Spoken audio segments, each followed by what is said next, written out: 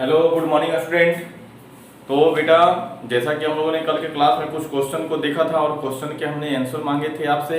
आप बहुत सारे बच्चों ने आंसर भेजा था, उनके अप्रोच बहुत अच्छे थे, गुड।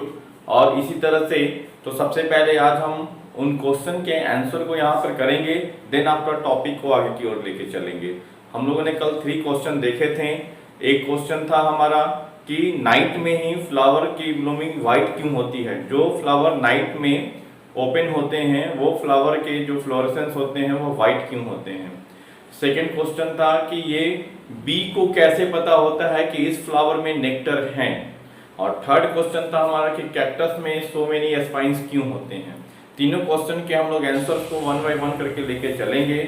देखिए, सबसे पहले तो ये समझो कि जो फ्लावर नाइट में ब्लूमिंग करते हैं उनके कलर व्हाइट क्यों होते हैं, क्योंकि वह मून के लाइट को ऑब्जर्व करके रिफ्लेक्ट करते हैं, ताकि उनके ऊपर वहां पर कोई भी इंसेक्ट वगैरह आए और उनका पॉलिनेशन करवाए। तो नाइट में ब्लूम करने वाले हैं तो इसीलिए उनका व्हाइट अगर डार्क कलर डार्क होगा अगर, तो उस नाइट के डार्क विजन में डार्क कलर होने की वजह से कोई भी इंसेक्ट वगैरह वहां तक नहीं अट्रैक्ट हो पाएगा। इस वजह से उनमें स्पेशल केमिकल का सिक्रेशन होता है जिससे अट्रैक्शन होती है इंसेक्ट की, और कलर व्हाइट होने से आसानी से विजुअलाइज होता है, क्योंकि वह मून के लाइट को क्या करते हैं, रिफ्लेक्ट करते हैं। ओके, तो चलिए इनके आंसर को सबसे पहले हम लोग यहाँ पे वन बाय वन करके लिखेंगे। जैसे सबसे पहले अगर हम लोग बात करें क्वेश्चन नंबर 1 के आंसर की, तो night blowing flower use their light, night blooming flowers use their light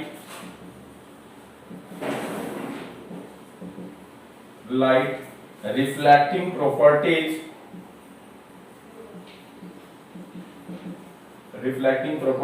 and fragrance to attract and fragrance to attract moths and other insect, moths and other insects, moths and other insects for pollination. For pollination, they are therefore white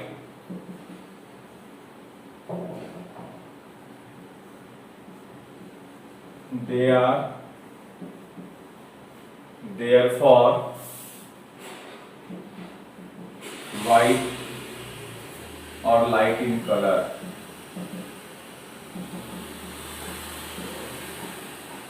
तो चूंकि उनको रात में करना है तो वह रात में इंसेक्ट या जो पॉलिनेटिंग एजेंट मॉथ है उनको अट्रैक्ट कर सकें, इसलिए उनके कलर लाइट या व्हाइट होते हैं। ओके, अब आइए बेटा क्वेश्चन नंबर 2 के आंसर को हम लोग देखते हैं। क्वेश्चन नंबर 2 के आंसर, तो there is one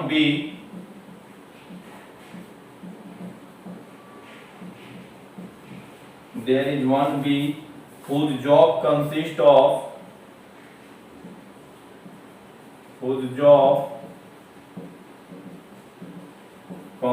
of scouting nectar flower,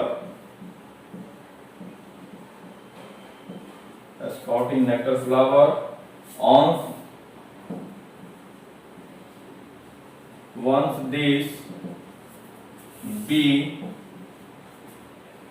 find this flower,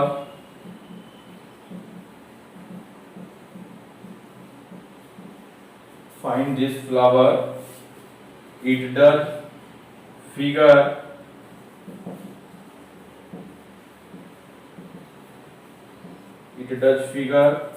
eight bee dance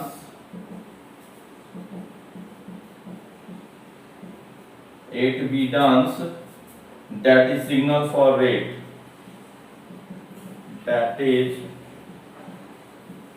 signal for rest. तो सबसे पहले जो फ्लावर, अगर किसी फ्लावर में नेक्टर है तो एक बी में 3 ग्रुप होते हैं, ड्रोन, वर्कर, क्वीन, ठीक है। तो जो ड्रोन का एक कहने का मतलब नहीं, वर्कर का जो बी है, जो वर्कर बी होते हैं, उसमें से कोई एक ऐसा रहेगा जो सबसे पहले वो फाइंड आउट करेगा, उसका काम है स्काउटिंग करना, स्काउटिंग नेक्टर। तो वही खोजता है सबसे पहले कि फ्लावर में नेक्टर है या नहीं। अगर उस फ्लावर में नेक्टर है तो वो क्या करेगा, बाकी दूसरे को सिग्नल देगा और वो वहां पर बाकी 8 आकर के टोटल मिलकर के एक डांस करना स्टार्ट करते हैं। ये सब जेनेटिक्स में भी है, आपको 8 मिलकर के डांस करेंगे तो बाकी दूसरे को सिग्नल देंगे कि यस यहाँ पर इस फ्लावर में नेक्टर है। इसी वजह से तो जो क्वेश्चन है उसका आंसर यहाँ पर ये रहेगा, that is signal for rest. अब आइए क्वेश्चन नंबर 3 के आंसर को देखते हैं, कैक्टस में क्यों इतने स्पाइन होते हैं। The cactus grow in desert, cactus grow in desert where water is very less, where water is very less. The purpose of a spine,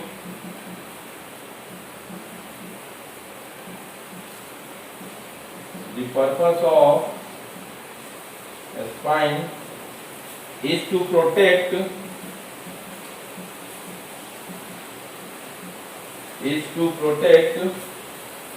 fleshy stem of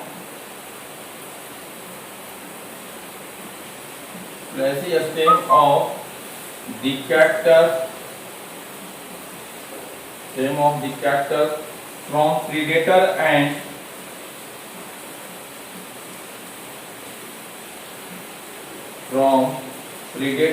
and to minimize predators and to minimize water loss, to minimize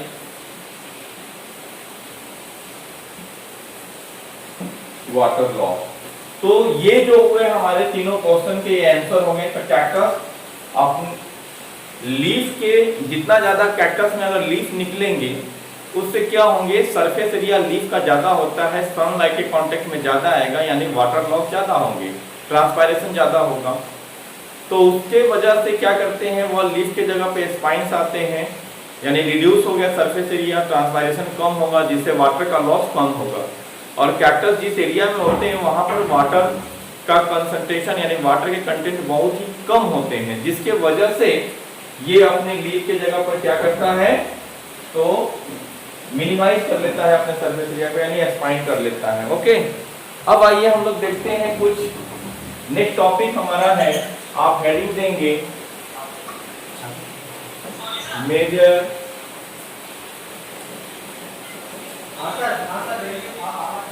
abiotic factor, major abiotic factor के बारे में। Major abiotic factor देखिए, major abiotic factor, या यहां पर करते हैं हम लोग major abiotic factor. Major abiotic factor में कौन कौन से एबायोटिक फैक्टर हो सकते हैं वो देखना है हम लोग। मेजर एबायोटिक फैक्टर में तो एक तो देखिए टेम्परेचर, वाटर, लाइट, यानी वैसे एबायोटिक फैक्टर, यहाँ पे कोई बायोटिक फैक्टर नहीं है, एबायोटिक फैक्टर जो हमारे एनवायरनमेंट में हमारे लाइफ को यानी एनिमल्स या प्लांट के लाइफ को इन्फ्लुएंस करते हैं, किसी ना किसी तरह से कोई ना कोई इफेक्ट डालते हैं, उसको कहते हैं हम लोग मेजर एबायोटिक फैक्टर। ठीक, तो जैसे टेम्परेचर, वाटर, लाइट और ये हमारा सॉइल। आप देखो हम लोग किस चीज से इफेक्ट होते हैं, टेम्परेचर बढ़ता है तो हमें ज्यादा गर्मी लगती है तो हमारा बॉडी का फिजियोलॉजी चेंज होता है। वाटर वाटर अगर हम लोग डेली यूज करते हैं, डेली पीते हैं, वाटर के कंटेंट में या क्वालिटी में कोई प्रॉब्लम आएगी तो हमारे बॉडी में चेंजेस आएंगे, हमारे बॉडी का रेगुलेशन में चेंज आएगा। लाइट का डायरेक्ट रोल होता है प्लांट से, और प्लांट का रोल है हमसे। सॉइल, इसी सॉइल से सारा चीज हो रहा है, सॉइल के मिनरल्स वगैरह का यूज करके प्लांट फोटोसिंथेसिस करता है। तो ये सारे चीज जो है वो एनवायरनमेंट से डायरेक्ट लिंक है, और क्योंकि ये एबायोटिक है तो इसीलिए मेजर एबायोटिक फैक्टर। ठीक, अब चलिए इन्हीं मेजर एबायोटिक फैक्टर के हम लोग पार्ट को 1 बाय 1 करके लेके चलेंगे।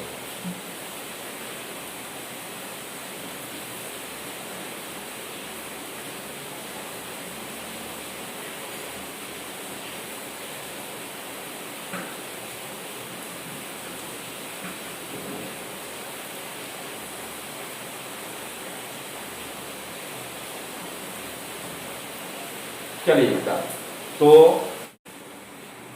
देखिए अब हम क्या देखेंगे मेजर एबायोटिक फैक्टर को। यहाँ पर देते हैं हम लोग मेजर एबायोटिक फैक्टर। ओके बेटा, हेडिंग आपने डाला मेजर एबायोटिक फैक्टर को। अब हम लोग लिखेंगे मेजर एबायोटिक फैक्टर में, तो आखिर मेजर एबायोटिक फैक्टर है क्या? तो ऐसा फैक्टर है जो डायरेक्टली या इनडायरेक्टली किसी भी ऑर्गेनिज्म को इन्फ्लुएंस करता है, उसको कहते हैं बायोटिक एबायोटिक फैक्टर। ठीक है, तो आइए देखते हैं वो कौन कौन से फैक्टर हैं। तो कहते हैं the constituents of environment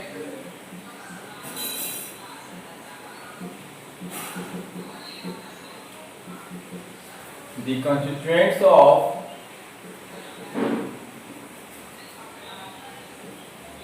environment which directly or indirectly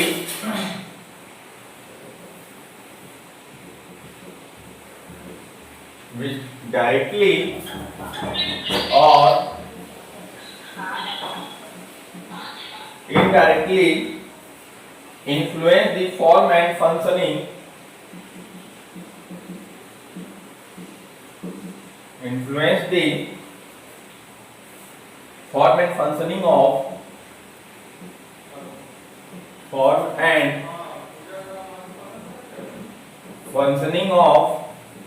functioning of organism। Okay, तो form and functioning of organism को जो इन्फ्लुएंस करता है उसको कहते हैं हम लोग major abiotic factor, known as environmental or ecological factor। Environmental और इकोलॉजिकल फैक्टर। और वो फैक्टर कौन कौन से हैं? तो फर्स्ट में क्या है?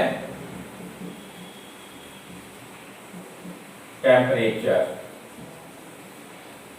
देखो टेम्परेचर जो है वो डायरेक्टली एक मोस्ट इंपॉर्टेंट फैक्टर है जो डायरेक्टली हमें इन्फ्लुएंस करता है। कैसे आप देख लो, तो पहली चीज ये देखो कि जैसे जैसे हम इक्वेटर से पोल की तरफ जाते हैं टेम्परेचर डिक्रीज करता है। ट्रॉपिकल एरिया का टेम्परेचर अलग है, सब ट्रॉपिकल एरिया का टेम्परेचर अलग है, और टेम्परेट एरिया का टेम्परेचर अलग है। टेम्परेचर हमारे बॉडी के एंजाइम एक्शन को इन्फ्लुएंस करता है। टेम्परेचर की वजह से ही मैंगो का प्लांट जो है वह यहाँ पे हो सकता है, लेकिन मैंगो प्लांट जो है वह कनाडा या जर्मनी में, जो कि क्या है टेम्परेट रीजन है। तो टेम्परेट कंट्री जैसे जर्मनी या कनाडा में मैंगो के प्लांट नहीं मिल सकते हैं, लेकिन हमारे इस इंडिया में है, पाकिस्तान में है। तो this is due to the temperature. फिर आप देखो व्हाइट लेपर्ड जो है, लेपर्ड क्या है? तो वह पोलर एरिया में है, लेकिन इस एरिया में मिल सकते हैं क्या? वो सर्वाइव नहीं करेंगे, यहाँ नहीं मिलेंगे। तो इसके बेसिस पे ये टेम्परेचर बहुत बड़ा फैक्टर इफेक्ट करता है। तो आइए चलिए देखते हैं इसको टेम्परेचर को। तो कहते हैं temperature is most ecologically relevant factor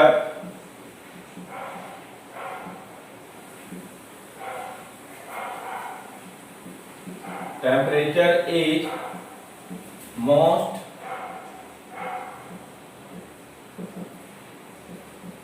ecologically relevant relevant factor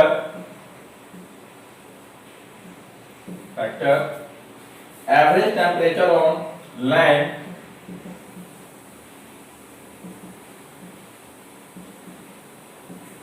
average temperature on land ranges seasonally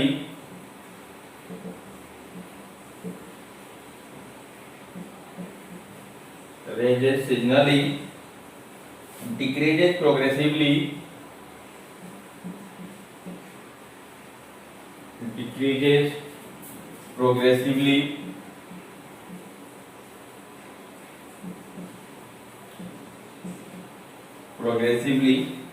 from equator towards the pole from equator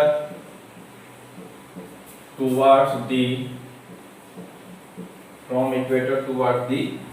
pole and from plain to mountain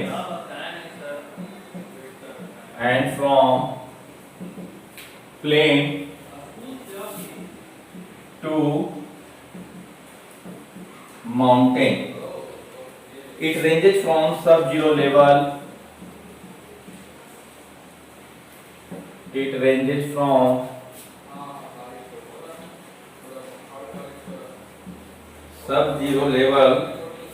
in polar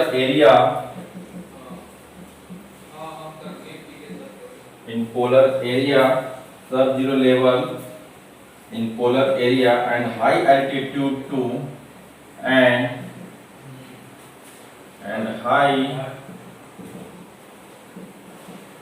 high altitude to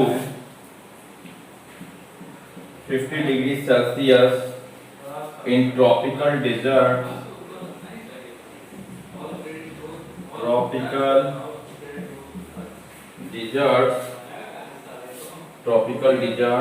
in summer। तो देखिए क्या बोले थे हम कि equator से जब पोल की तरफ जाते हैं या प्लेन से माउंटेन की तरफ तो ये क्या होते हैं, टेम्परेचर चेंज होते हैं। सीजन के अकॉर्डिंग भी टेम्परेचर चेंज होता है। समर के टाइम पे टेम्परेचर हमारे ही कंट्री में अलग होते हैं। नॉर्थ के रीजन में टेम्परेचर जो है वो 45 डिग्री सेल्सियस और विंटर के टाइम पे जैसे शिमला वगैरह में माइनस में चला जाता है -1 -2 डिग्री सेल्सियस, या नॉर्थ में भी जहां समर के टाइम पे टेम्परेचर 45 से 47 डिग्री सेल्सियस तक चला जाता है राजस्थान के कुछ रीजन में, वही विंटर के टाइम पर कितना तो 3 डिग्री 5 डिग्री सेल्सियस तक चले जाते हैं। तो कितना बड़ा डिफरेंस है, लगभग 40 डिग्री सेल्सियस टेम्परेचर का डिफरेंस हो रहा है ड्यू टू द सीजन। उसी तरह इक्वेटर से जब पोल की तरफ जाते हैं तो एक बड़ा सा डिफरेंस देखने को मिलता है, या प्लेन से माउंटेन एरिया में जाएंगे तो एक बड़ा डिफरेंस हमें देखने को मिलेगा। तो वही कह रहे हैं कि it ranges from subzero level in polar area and high altitude to above 50 degree Celsius in tropical desert in summer. तो गर्मी के टाइम पे जो ट्रॉपिकल डेजर्ट एरिया वहां पर 50 डिग्री सेल्सियस से भी ऊपर चला जाता है। तो ये वो टेम्परेचर का एक इंपॉर्टेंट रोल। अब कहते हैं सम unique habitat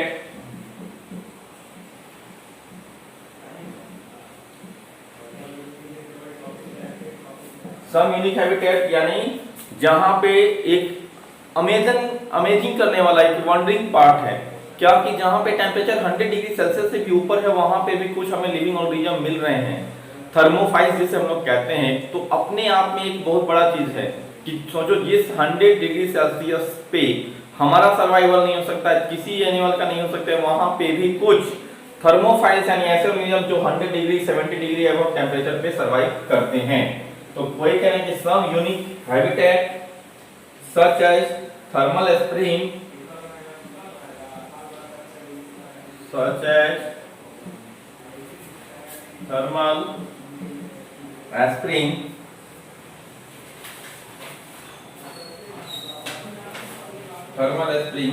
where temperature exceeds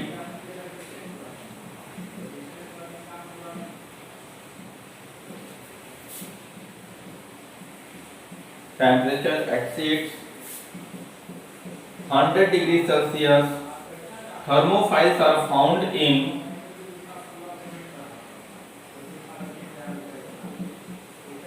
files are found in such harsh habitat। तो देखो वही क्या, जहाँ पे 100 डिग्री टेम्परेचर है वहां पे भी कुछ अगर ऑर्गेनिज्म मिल रहे हैं तो ये अपने आप में एक क्या है, तो ये अपने आप में एक यूनिक कैरेक्टर है, यूनिक हैबिटेट है।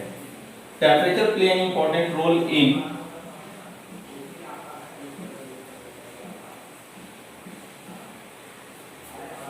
play an important temperature play an important role in both latitudinal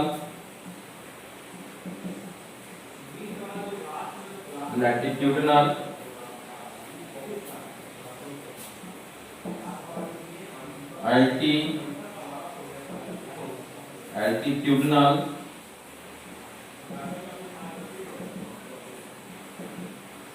distribution of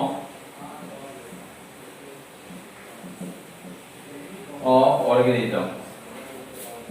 जैसे एग्जांपल में mango A tropical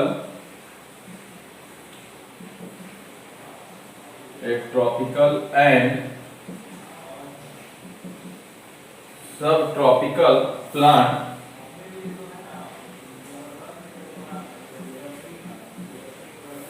is not found in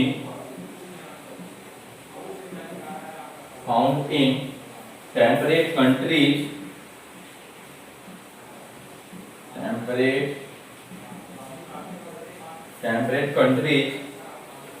like Canada and Germany।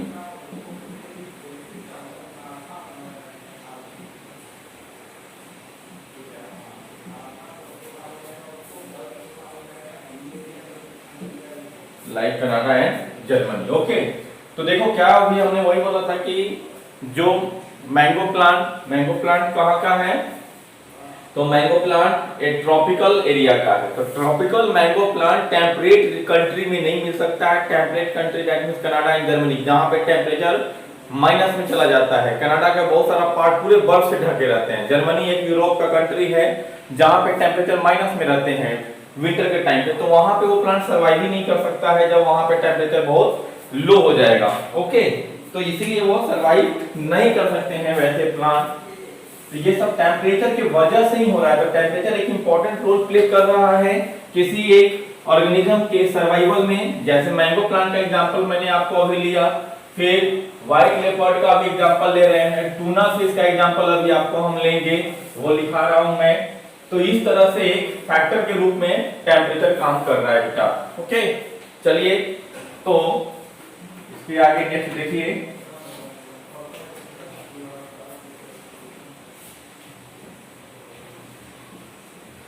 Snow leopard are not found इन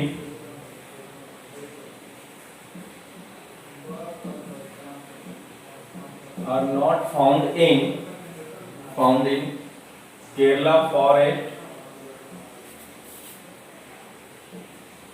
तो केरला के forest में temperature high होता है, और ये snow leopard जो है वो लो टेम्परेचर यानी विंटर एरिया के बर्फीले एरिया में रहने वाला है, तो वहां पे ये सर्वाइव नहीं करेगा। तो क्यों? This is due to temperature. Temperature का रोल आया यहाँ पर। Not found in Kerala forest and tuna fish not found in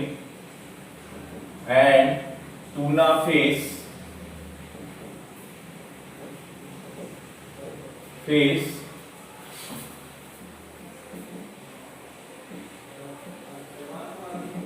not found in beyond tropical, not found upon, not found beyond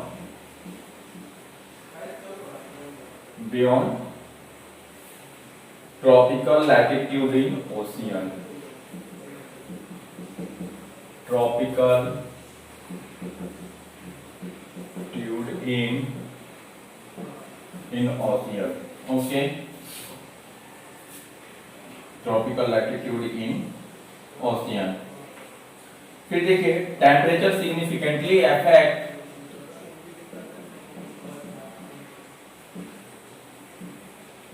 temperature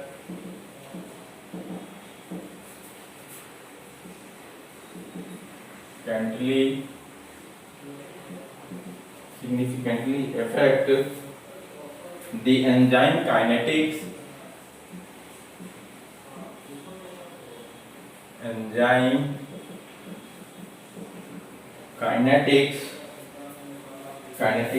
and basal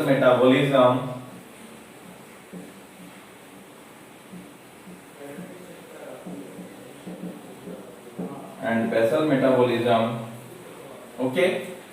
तो आपको देख लो कि अभी enzymes का भी हमने बात किया था कि टेम्परेचर के रोल की वजह से ही एंजाइम का एक्शन डिपेंड करता है। गर्मी के टाइम पे हमें भूख कम लगती है, ठंडी के टाइम पे भूख ज्यादा लगना, ये क्या हुआ? This is due to temperature. ठंडी के टाइम पे एंजाइम का एक्टिविटी क्या होंगे? एंजाइम की एक्टिविटी थोड़ा सा इनएक्टिव, मतलब फास्ट हो जाएगी। मेटाबॉलिक रेट को बढ़ाने के लिए बॉडी के टेम्परेचर को मेंटेन करने के मेटाबॉलिज्म बढ़ जाता है। मेटाबॉलिज्म बढ़ेगा तो भूख ज्यादा लगेगी, यानी उसके लिए एंजाइम ज्यादा काम करेंगे। टेम्परेचर जब बढ़ जाता है तो एंजाइम थोड़ा इनएक्टिव होना, यानी अपने ऑप्टिमम टेम्परेचर भी टेम्परेचर बढ़ गया तो वो क्या होगा? एंजाइम स्लो डाउन हो जाएगा उसका वर्क, जिसकी वजह से एंजाइमेटिक रिएक्शन कम होंगे और मेटाबॉलिज्म डाउन हो जाएगा, जिसकी वजह से भूख कम लगेगी हमें। तो टेम्परेचर का रोल डायरेक्ट इनडायरेक्ट हमारे लाइफ के हर एक चीज से है। ओके, अब देखिए टेम्परेचर के बेसिस पर यहाँ पर दो तरह के हम लोग ऑर्गेनिज्म देखेंगे। एक होगा स्टेनोथर्मल, दूसरा होगा यूरिथर्मल। ओके, तो कहते हैं कि types of organism on the basis of temperature. Types of organism on the basis of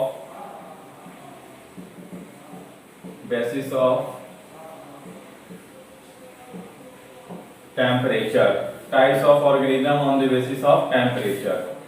तो हम क्या कह रहे थे कि दो तरह के हम लोग ऑर्गेनिज्म को देखेंगे। वो ऑर्गेनिज्म कौन कौन से हैं?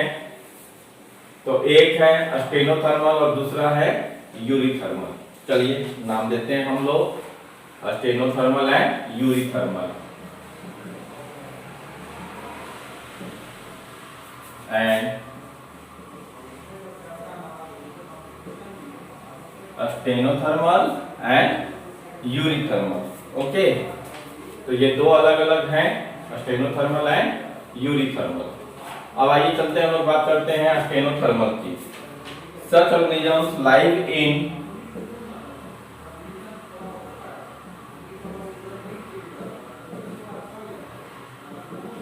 such organisms live in area where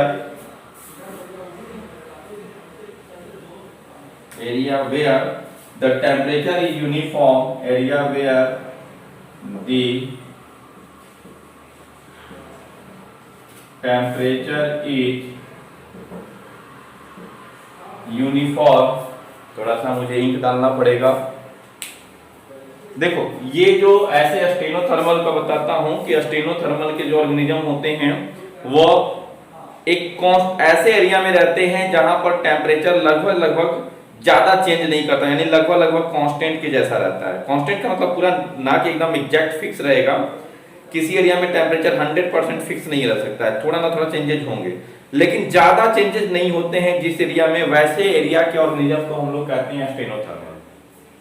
यानी जो एनिमल या ऑर्गेनिज्म लार्ज टेम्परेचर के चेंजेस को टॉलरेट नहीं कर सकता है उसका, तो ऐसे एनिमल का जो हैबिटेट होता है वह एक नैरो रेंज का होता है, यानी ज्यादा बड़ा नहीं होगा, क्योंकि जितना ज्यादा बड़ा होगा तो एनवायरमेंटल चेंजेस उतना ज्यादा होंगे।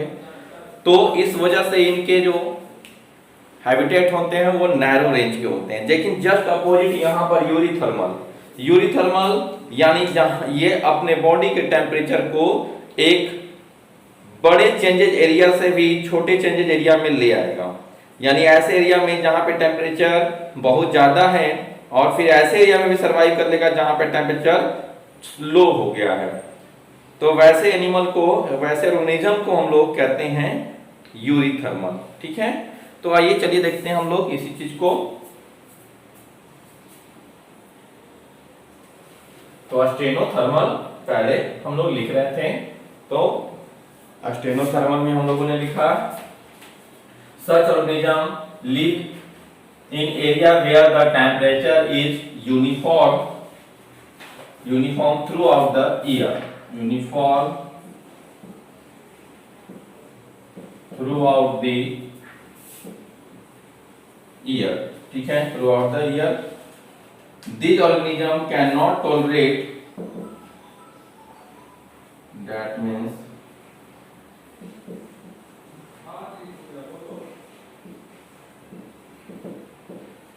these organism cannot tolerate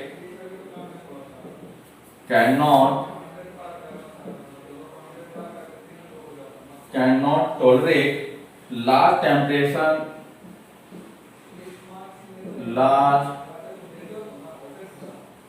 temperature, large temperature variation,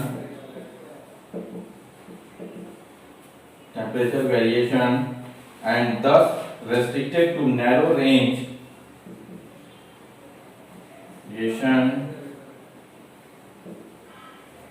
and thus restricted to narrow range of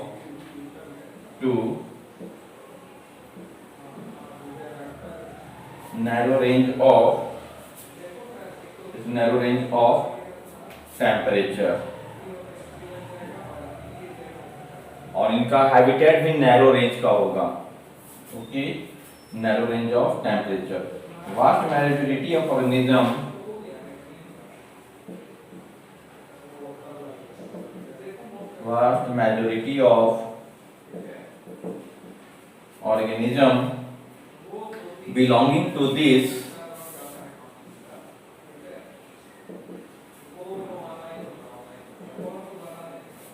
belonging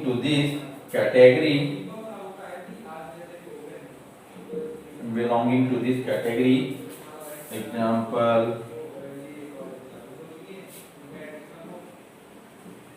polar bear, lizard,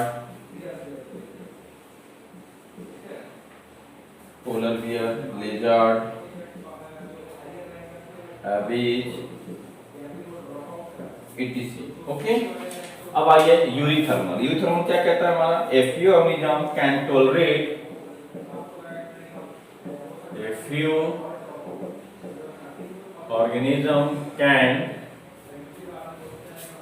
tolerate and thrive in a wide range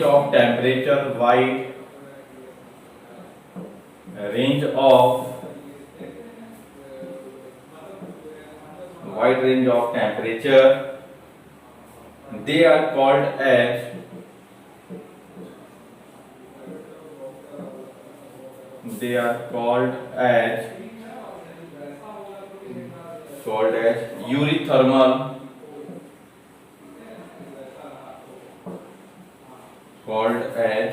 यूरिथर्मल, such organism can tolerate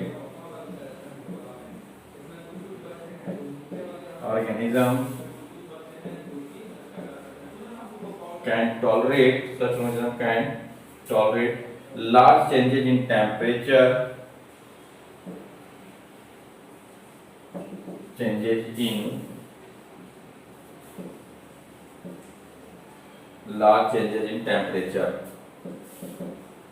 इसके example में most mammals and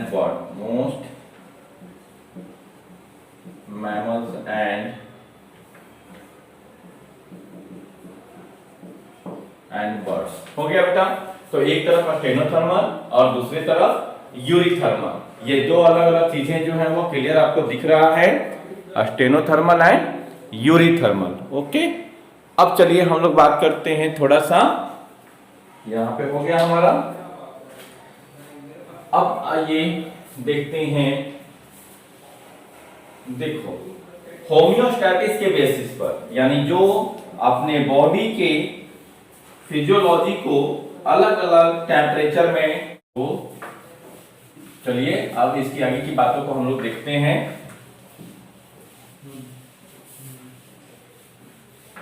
तो एक तो ये हमारा हो गया, हम लोगों ने देखा स्टेनोथर्मल, यूरोथर्मल, और दूसरा चीज यानी होम्योस्टैटिस के बेसिस पे जो हम लोग डिस्कस कर रहे थे, अभी बताया था मैंने आपको। तो होम्योस्टैटिस के बेसिस पर, यानी जिसमें होम्योस्टैटिस करने की टेंडेंसी है, उसके बेसिस पर भी ऑर्गेनिज्म जो है वह 2 टाइप्स की हैं।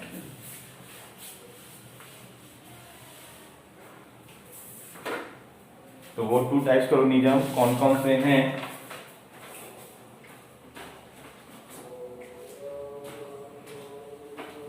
तो कहते हैं based upon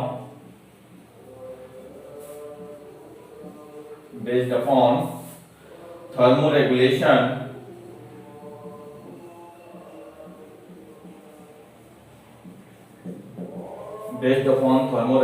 and homeostasis,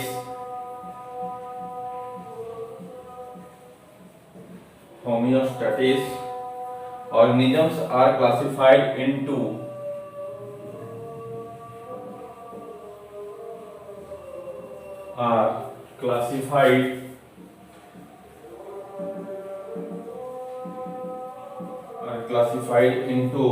two groups.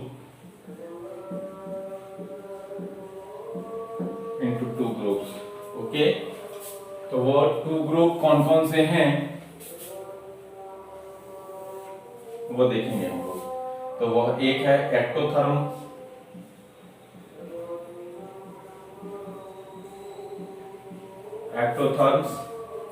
And दूसरा है एंडोथर्म्स। Ectotherms and endotherms.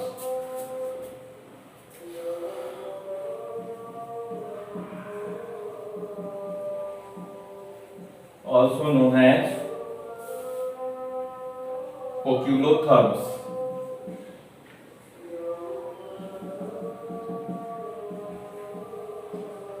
और cold-blooded organisms,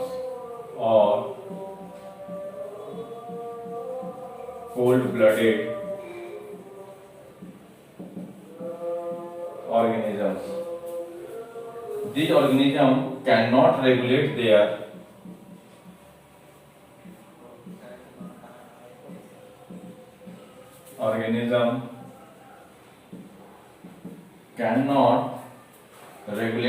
body temperature, cannot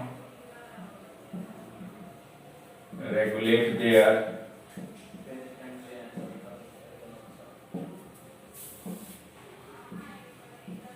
body temperature which changes with surrounding,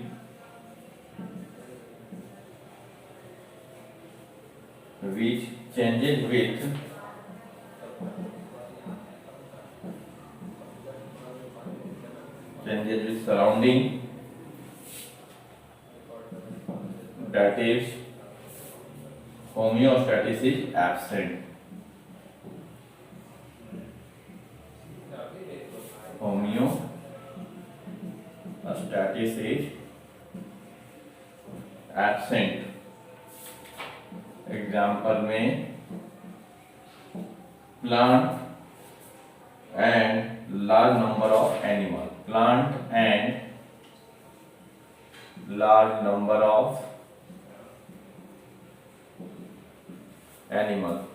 तो बेटा इसमें देखो, यानी इसमें बॉडी में होम्योस्टैटिस यानी कि एनवायरनमेंट चेंज होने की वजह से वो अपने बॉडी के टेम्परेचर को फिक्स नहीं कर पाएगा, यानी रेगुलेट नहीं कर पाएगा, चेंज नहीं कर पाएगा।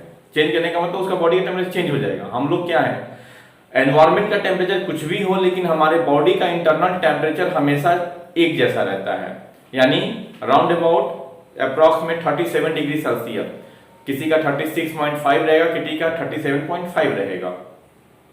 तो इतना ही के रेंज में यानी 37 के अप्रॉक्स में हमारा बॉडी का टेम्परेचर फिक्स रहता है, भले एनवायरमेंट का टेम्परेचर 5 डिग्री सेल्सियस हो या एनवायरमेंट का टेम्परेचर 45 डिग्री सेल्सियस हो। लेकिन इस ऐसे ऑर्गेनिज्म में ऐसा नहीं हो पाता है, वो रेगुलेट नहीं कर रहे हैं। ओके, तो can not regulate their body temperature which change with surrounding, यानी उसके सराउंडिंग का टेम्परेचर चेंज हो रहा है तो अपने बॉडी का टेम्परेचर को मेंटेन नहीं कर पाता है। बॉडी का टेम्परेचर चेंज होगा जिसके वजह से उसके मेटाबॉलिक रेट में, मेटाबॉलिक रिएक्शन में चेंजेस आएंगे और वो फाइनली सरवाइव नहीं कर पाएगा। जबकि एंडोथर्म्स, एंडोथर्म्स की अगर बात करें तो आल्सो नोन एज होमियोथर्म्स, तो इसको क्या कहते हैं, also known as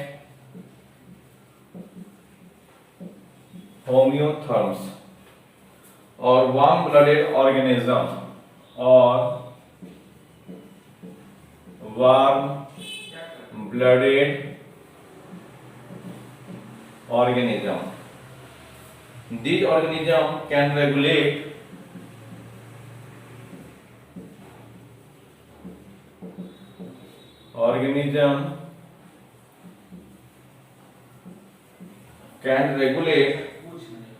these organism can regulate their body temperature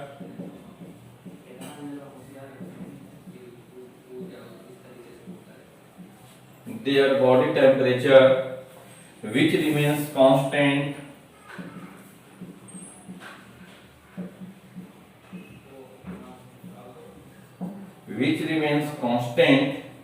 irrespective of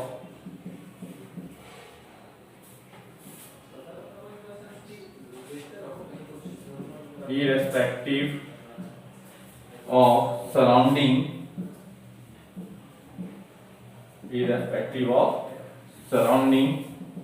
example birds, mammals। ठीक है, तो यानी एनवायरमेंट का टेम्परेचर अगर चेंज हो रहा है फिर भी वो अपने बॉडी के टेम्परेचर को रेगुलेट करके कांस्टेंट रखने की कोशिश करेगा।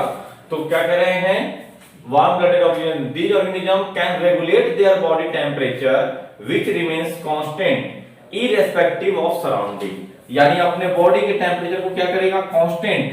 कब, जब इररिस्पेक्टिव ऑफ सराउंडिंग, यानी उसके बाहर के सराउंडिंग मीडियम में टेम्परेचर चेंज हो रहा है फिर भी वो अपने बॉडी के टेम्परेचर को कांस्टेंट रखेगा, तो उसको कहते हैं हम लोग एंडोथर्म और इसको कहते हैं हम लोग एक्टोथर्म, जो कांस्टेंट नहीं रख पाता है।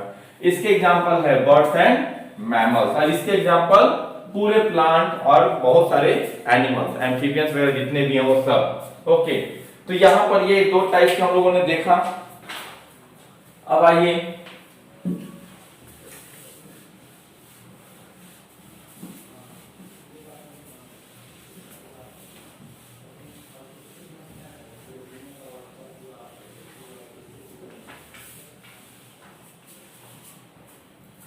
अब नेक्स्ट में देखते हैं,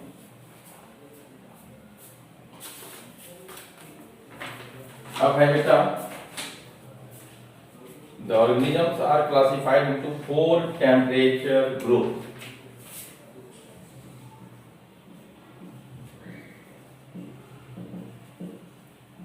The organisms are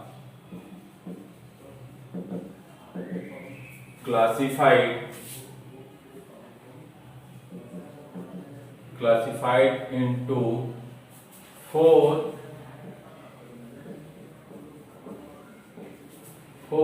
temperature group. The organisms are classified into 4 temperature group. वो कौन कौन से हैं, तो वह है मेगाथर्म, मेजोथर्म एंड माइक्रोथर्म। ठीक है, और लास्ट हेकिस्टोथर्म। मेगाथर्म, मेजोथर्म, माइक्रोथर्म एंड हेकिस्टोथर्म, वो सभी का डेफिनेशन हम आपको यहां पर देते हैं। तो चलिए सबसे पहले लिखते हैं मेगा थर्म्स। ठीक है, तो मेगाथर्म्स, मेगाथर्म्स क्या कहता है, organism adapted to high temperature, organism adapted to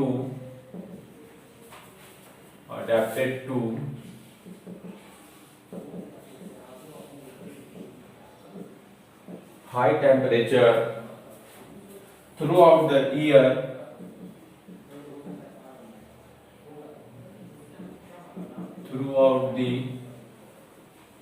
year are found in tropical zone throughout the year are found in tropical zones. तो देखिए organism adapted to high temperature throughout the year, यानी जहां पे high temperature पूरे साल रहता है वैसे टेम्परेचर में यानी वैसे एनवायरमेंट में रहने वाले ऑर्गेनिज्म को क्या कहते हैं, मेगाथर्म। अब आइए मेगाथर्म के बाद में है मेजोथर्म्स। ठीक है बेटा, चलिए मेजोथर्म्स में क्या है, organisms are adapted to mild winter, organisms are adapted to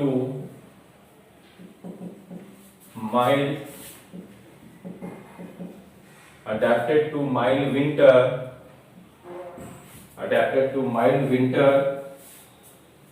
and high summer temperature and high summer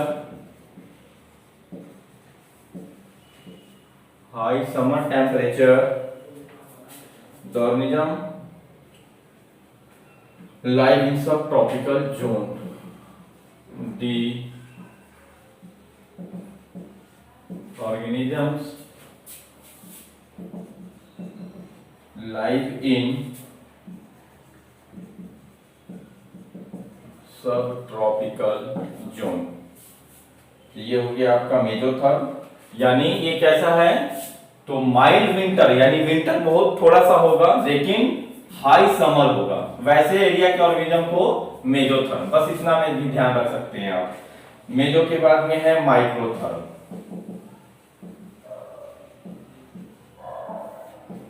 माइक्रोथर्म्स organism live in temperate reason,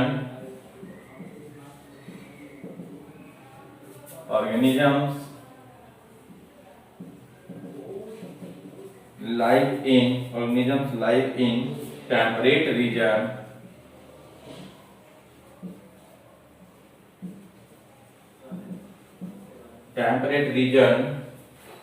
where the winter temperature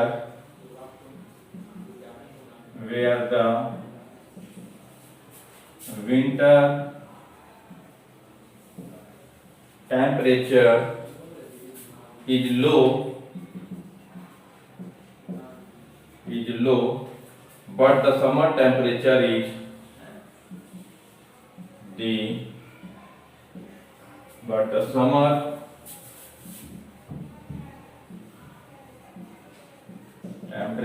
is moderate. Summer temperature is moderate. तो ये क्या है, summer temperature is moderate और winter temperature is low. अब है हेकिस्टोथर्म्स। ठीक है, numbering भी दे देता हूं 1 2 3 एंड ये 4, क्योंकि 4 ग्रुप लिखे हैं हम लोग। हेकिस्टोथर्म में organisms are adapted to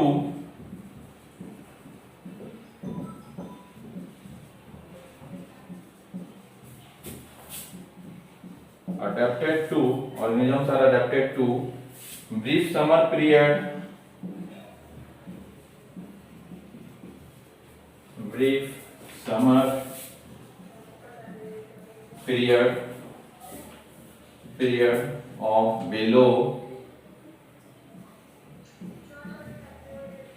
of below 10 degrees Celsius and long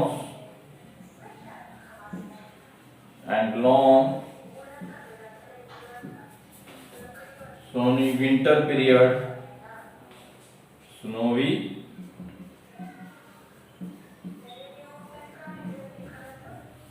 period as in Arctic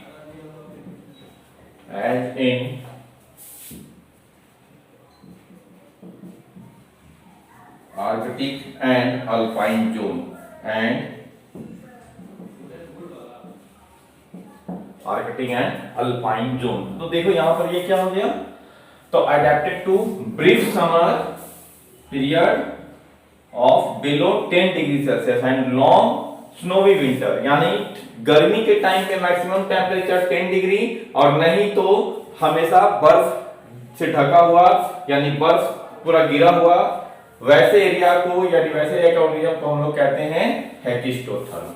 तो यहाँ पे इस बेसिस पर मेगाथर्म, मेजोथर्म, माइक्रोथर्म एंड हेकिस्टोथर्म 4 अलग अलग ग्रुप के एनिमल्स मिले हमें, यानी एनिमल्स नहीं मतलब ऑर्गेनिज्म, तो चाहे प्लांट हो या एनिमल्स हो। देखो एक टर्म आती है global warming. Due to pollution या due to various factor global average temperature increase हुआ, जिसके वजह से वह ग्लोबल एवरेज टेम्परेचर इंक्रीज होने को हम लोग कहते हैं ग्लोबल वार्मिंग। ओके, तो यह भी एक फैक्टर है। Global warming in recent year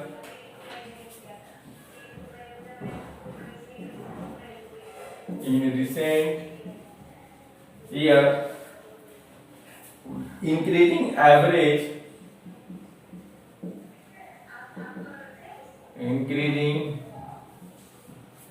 average global temperature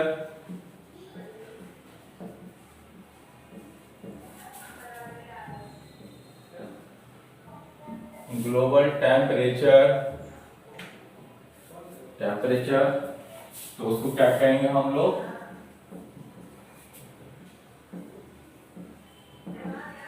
global warming. Okay, global warming will push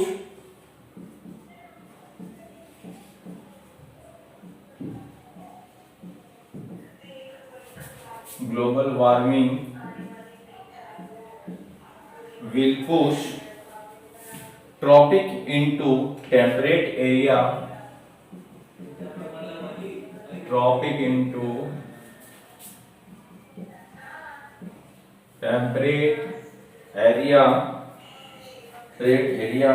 and temperature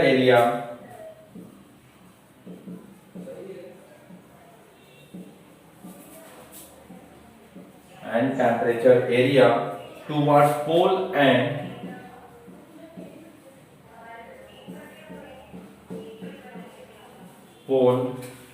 mountain and higher altitude in mountains and higher altitude into mountains, resulting into change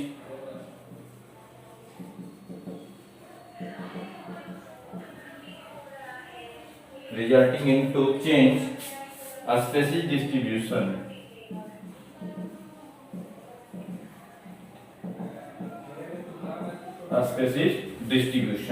तो इसी चीज को कहेंगे हम लोग global warming. Global warming, temperature बढ़ रहा है, तो एक एरिया टेम्परेचर के चेंज होने की वजह से जो मान लो कि कभी ट्रॉपिकल एरिया था, यानी जो कभी टेम्परेट एरिया था वो ट्रॉपिकल एरिया में कन्वर्ट होगा, टेम्परेचर बढ़ा। तो इसी तरह से हायर एल्टीट्यूड से वो माउंटेन की तरफ बढ़ा, तो जो ये चेंजेज आया तो वहां पे जो स्पेसीज के डिस्ट्रीब्यूशन है वो चेंज होंगे। मान लो कि जैसे एग्जांपल के रूप में आप ले सकते हैं इस चीज को कि जो टेम्परेट रीजन या कंट्री जहां पे मैंगो प्लांट नहीं होते हैं और वह ट्रॉपिकल एरिया में कन्वर्ट हुआ तो वहां पे मैंगो प्लांट आ जाएगा, तो स्पेसीज डिस्ट्रीब्यूशन चेंज हो गया यहाँ पर। तो टेम्परेचर के चेंज होने से ये बहुत सारी चीज के चेंजेस देखने को हमें मिलते हैं। तो एक फैक्टर हमारा जो है यानी कि क्या, तो टेम्परेचर कंप्लीट हो गया। अब बाकी 3 और फैक्टर देखना है हम लोगों को, वाटर, लाइट और सॉइल के बारे में, जिसे हम लोग नेक्स्ट क्लास में देखेंगे। और इसी तरह ये चैप्टर धीरे धीरे हमारा कंप्लीट होगा। और कल हमारा नीट का एग्जाम कंप्लीट हुआ है, हमारे बच्चों ने दिया है, उनके काफ़ी अच्छे मार्क्स आ रहे हैं। अभी शुरुआती तौर पे उन्होंने जो चेक करके हमें इंफॉर्मेशन दी है उसके बेसिस पे उनके बहुत अच्छे मार्क्स आ रहे हैं। और आई होप आप लोग भी इससे इंस्पायर्ड होकर के इस तरह से वर्क करेंगे कि आपके भी अच्छे मार्क्स आए। और ये आपकी मेहनत है, जो बच्चों ने इतने अच्छे मार्क्स लाने की अभी खबर दी है वो भी उनकी मेहनत है। जैसे हमने उनको पढ़ाया है वैसे हम आपको भी पढ़ा रहे हैं। अब इसी चीज को ग्रैस्प करके जो जितना वर्क करेगा, जितना मेहनत करेगा, इसका मतलब है कि उनके उतने अच्छे मार्क्स आएंगे। अपने ऐसा क्या चेंजेस करिए, जो भी रिगार्डिंग टीचर हैं, जो भी सब्जेक्ट के टीचर हैं, उनसे कांटेक्ट में बने रहिए। और आप जो भी रिजल्ट आने वाला है उन बच्चों से आप बात करिएगा, तो वो यही आपको भी हम बताएं कि वो बच्चे कंटिन्यू अपने टीचर के कांटेक्ट में थे। और जो जो बच्चा सोचा कि अब बस घर में लॉकडाउन में या जिस भी वजह से घर में पैक होकर खुद से करेंगे, उनका कुछ नहीं हुआ।